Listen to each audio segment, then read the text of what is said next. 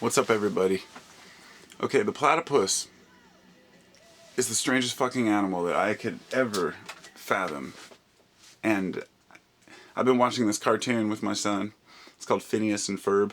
It's these two brothers who make this weird, weird creations and inventions, and they have a pet platypus, who to them is just a pet platypus, but he's a secret agent, and he goes off and does these other things during the show. There was an episode where the sister switched places with the platypus, and she got thrown outside, and she started sweating out in the sun. And she said, being a platypus is gross. I'm sweating milk. And I was thinking, okay, I wonder where some of this basis is. So I went on to Wikipedia and started looking around online and some stuff about platypus. Now, I know platypus are weird enough, having a duck bill and a beaver-like tail, and then they also have webbing between their toes like an otter. But I just found it even more fascinating that they really do sweat milk. They have teats, or they have mammary glands, but they lack teats. So the mother actually sweats milk out of her skin, and it pools in crevices on her abdomen. And the baby platypus will lick the milk up out of these little pools. Okay, that's trippy shit. How about this? The male platypus they have hooks, like spurs on the back of their hind legs, which actually they have venom. They produce a venom where they can, actually kill a small dog. And they won't kill humans, but it can incapacitate a person and cause extreme pain that can last months. And so I was just like, okay, that's some weird stuff right there. How far does it go? I mean, it gets weirder. They have two cones in their eyes rather than one. They have extra shoulder bones that aren't found in other mammals. They are a mammal, but they're the only egg-laying mammal. And they check this out.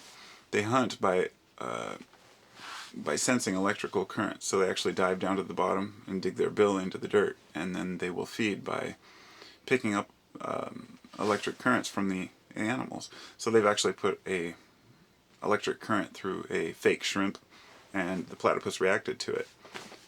I mean, this kind of stuff is just fascinating to me. And this is just one animal on this great earth, this great vast universe. And but it's one that visually looks different. But when you start really looking into it, you find it's not just visually different.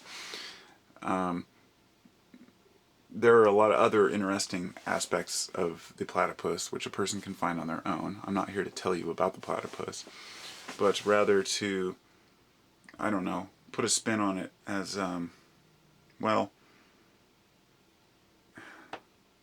so much we don't know, and there's so many amazing things that we learn each year.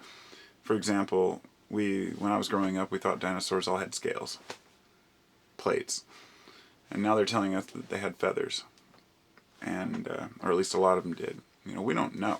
We don't understand these things, and I think a platypus may very well be just kind of a modern day fuck up of genetics, or it could be a purposeful creation.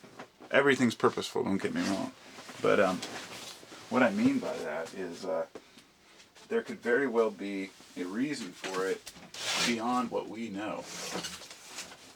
And it could have something to do with this thing I talked about a while back, which was this experiment where they shone a light through a duck egg.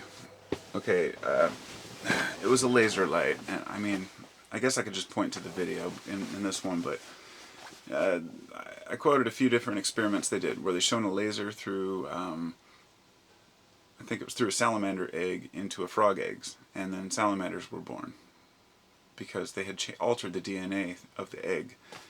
And they've done the same experiment where they've shown it through a duck egg into a chicken egg, and the chickens were born with webbed feet, or at least a percentage of them. And over a period of time, their descendants also carried this genetic material. The implications of this are just astounding. What it means is that certain lights, frequency waves, can alter the DNA of a particular creature permanently and change the evolutionary status of this animal forever.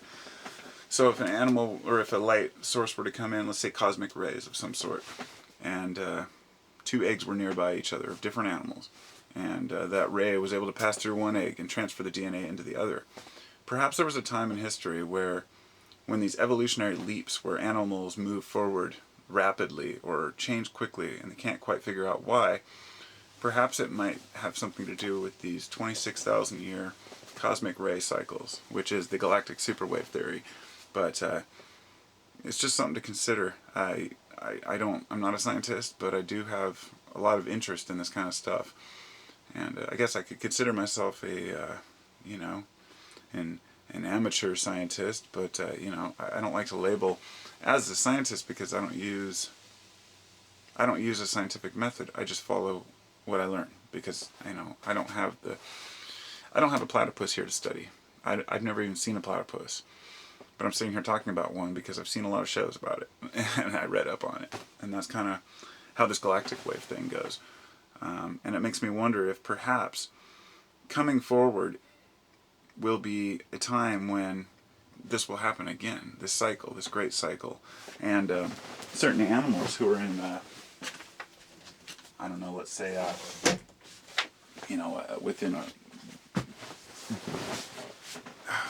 within the zone, I guess, or perhaps it seems like animals on a certain side of the planet may be affected more than others at a particular time.